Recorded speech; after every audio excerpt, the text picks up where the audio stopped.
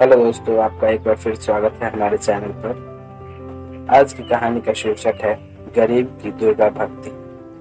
संध्या गरीब, विधवा और दलित औरत थी। कुछ समय पहले ही उसके पति का देहांत हो गया। वह अकेले ही अपनी बेटी माधवी का पालन पोषण कर रही थी। संध्या गांव के लोगों के घरों में झाड़ू लगाने का काम करती थी। वह माँ दुर्गा की भक्त थी। दलित होने के कारण उसे मंदिर में प्रवेश करना मना था। माँ दुर्गा में अथाह श्रद्धा होने के कारण वह गांव के दुर्गा मंदिर के आगे भी साफ सफाई का काम करती थी। कुछ ही दिनों में नवरात्रि शुरू होने वाली थी। एक दिन उसकी बेटी माधवी बोली, माँ इस बार नवरात्रों में मैं भी पूजा करूंगी और माँ दुर्गा के व्रत रखूंगी। संध्या बोली, बेटी नवरात्रों के व्रत बहुत कठिन होते हैं, क्या तुम ठीक से कर पाओगी? माधवी बोली, हाँ माँ, मैंने सोच लिया है।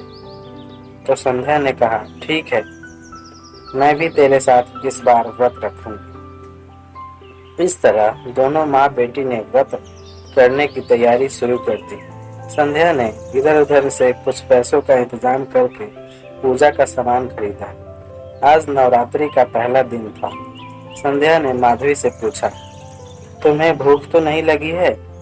माधवी ने हंसते हुए कहा, लगी तो है पर थोड़ी थोड़ी। दोनों माँ बेटी माँ दुर्गा को फूल अर्पित करने के लिए मंदिर जाने लगते हैं। इन फूलों के सिवाय माँ दुर्गा को अर्पण करने के लिए उनके पास कुछ नहीं था। मंदिर में प्रवेश करने पर पुजारी उन्हें मंदिर के द्वार पर ही रोक कर बोला कि तुम माँ बेटी कहाँ अंदर जा रही हो? तुम्हें पता नहीं है कि तुम्हारी जाति वालों का मंदिर में जाना मना है? संध्या बोली, पुजारी जी, दुर्गा माता के लिए तो अपने सभी बच्चे एक समान होते हैं, फिर माता पिता के मंदिर में आप हमारे साथ ऐसा भेदभाव क्यों कर रहे हैं? हमारा ही प्रवेश मंदिर में वर्जित क्यों है? तब पुजारी बोला, हमारी बराबरी करने वाली तुम होती कौन हो? सदियों पुरानी रीत बदलने वाली तुम अपनी जात कैसे भूल गई? संध्या बोली, पुजारी जी, कृपया मेरी बेटी को दुर्गा माँ के दर्शन करके फूल चढ़ाने दीजिए। पुजारी बोला, अब तुम अपनी बेटी के मोह में हमारा धर्म भ्रष्ट करोगी। चुपचाप जहाँ से आई हो वहाँ चली जाओ। इसके बाद पुजारी ने लोगों से कहा, देखो भाइयों, यह अछूत औरत होकर मंदिर में माँ दुर्गा के दर्शन करने आ गई है। इसे यहाँ से भगाओ, नहीं तो यह देवी माँ के मंदिर को भ्रष्ट कर देगी। पुजारी की बात मानकर बाहर खड़े लोग उन्हें भगा देते हैं, लेकिन इसी बीच उन सब से नजर बचाकर माधवी चुपचाप मंदिर के द्वार में से माँ दुर्गा को फूल चढ़ा देती है। माँ दुर्गा के दर्शन न होने के कारण माँ बेटी भारी मन से वापस लौट आते हैं। अगले दिन सुबह जब पुजारी मंदिर के द्वार खोलता है तो यह देखकर हैरान हो जाता है कि कल के चढ़ाए सारे फूल मुरझा गए हैं, मगर द्वार के पास पड़े फूल अभी भी ताजे हैं। यह देखकर पंडित आश्चर्य में पड़ जाता है। वह सोचता है कि मंदिर तो मैंने अभी अभी खोला है, यह कल के चढ़ाए हुए फूल किस भक्त के हैं जिनमें अभी भी ताजगी बाकी है। थोड़ी देर में ही यह बात सारे गांव में फैल जाती है। सभी अपने आप को माता का भक्त साबित करना शुरू कर देते हैं।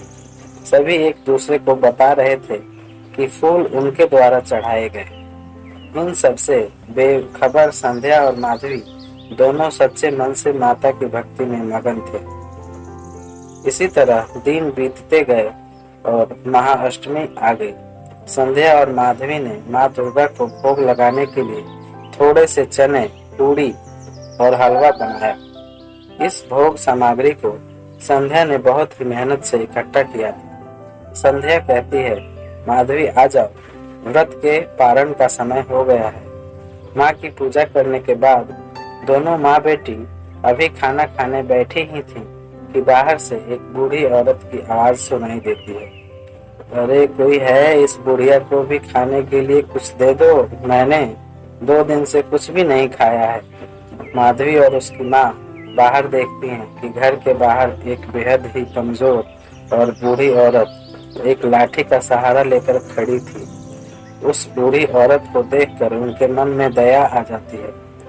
वे अपना खाना उस बूढ़ी औरत को खाने के लिए दे देती है। बुढ़िया खाना खाकर तृप्त हो जाती है।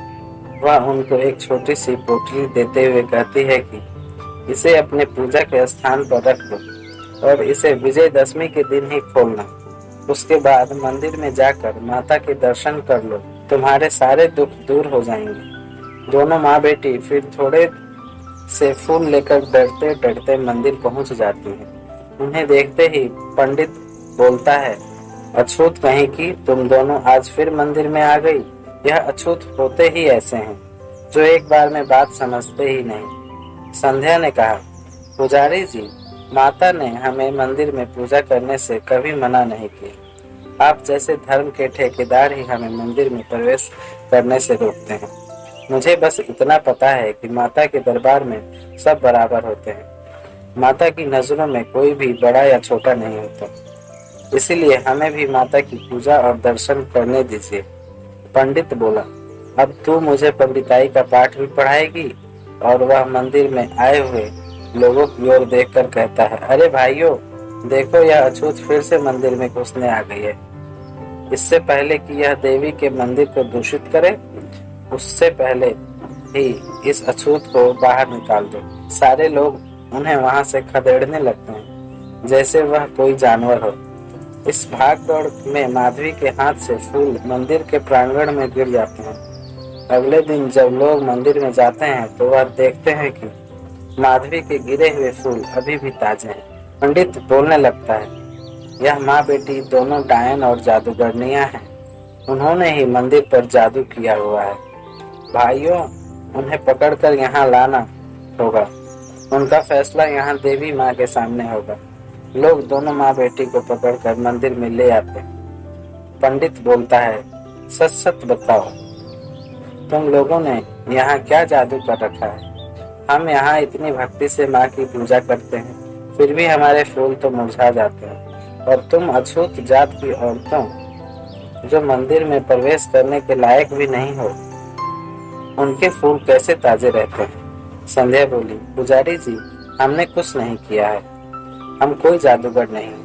तभी दूसरे लोग कहने लगते हैं, यह ऐसे मुंह नहीं खोलेगी, और लोग उन्हें पीटना शुरू कर देते हैं। बेचारी संध्या वहां गिर जाती है और माधवी दौड़कर अपनी माँ से लिपट जाती है।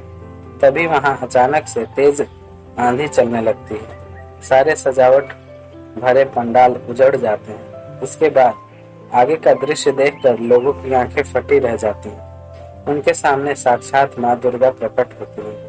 वहां उपस्थित पुजारी और सभी लोग माँ के सामने झुक जाते हैं। साक्षात माँ दुर्गा को सामने देखकर संध्या और माधवी की आंखों से आंसू बहने लगते हैं। दुर्गा माँ कहती है कि मेरा भक्त वही है जो सच्चे मन से मेरी पूजा करे।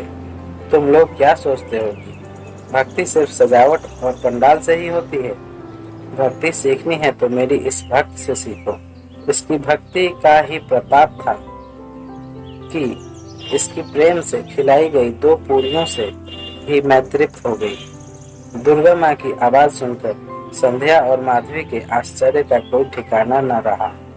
दोनों माँ बेटी समझ चुकी थीं कि उस बुढ़िया के भेष में स्वयं माँ दुर्गा आई हुई थी उनके द्वार पर। फिर संध्या ने माँ के सामने प्रणाम कर कहती है कि हे ममतामयी दयालु माँ, हम सब आपके बच्चे हैं। मैं इन सब की तरफ से आपसे क्षमा मांगती हूँ। हमारे पापों को क्षमा करें और हमें अपने चरणों में शरण दें।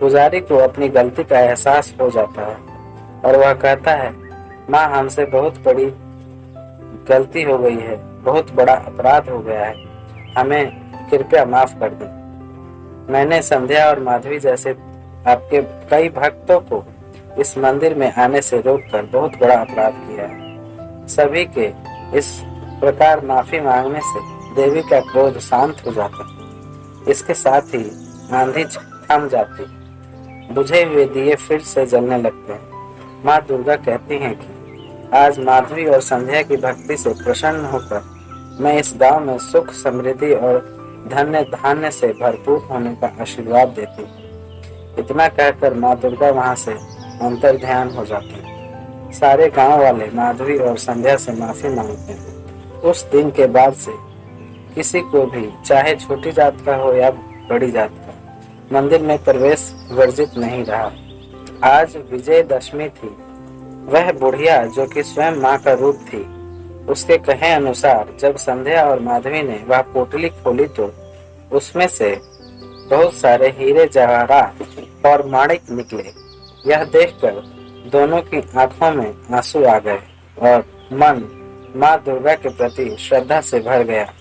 उस दिन से उनके जीवन में कोई कठिनाई, कोई कमी नहीं रही और वह अपना जीवन सुखी पूर्वक बिताने लगे। तो दोस्तों, आशा करते हैं आज की कहानी पसंद आई होगी। पसंद आई है तो इसे लाइक, शेयर और सब्सक्राइब जरूर करें। मिलते हैं अगले किसी मजेदार और रोमांचक कहानी के साथ। तब तक के लिए धन्यवाद।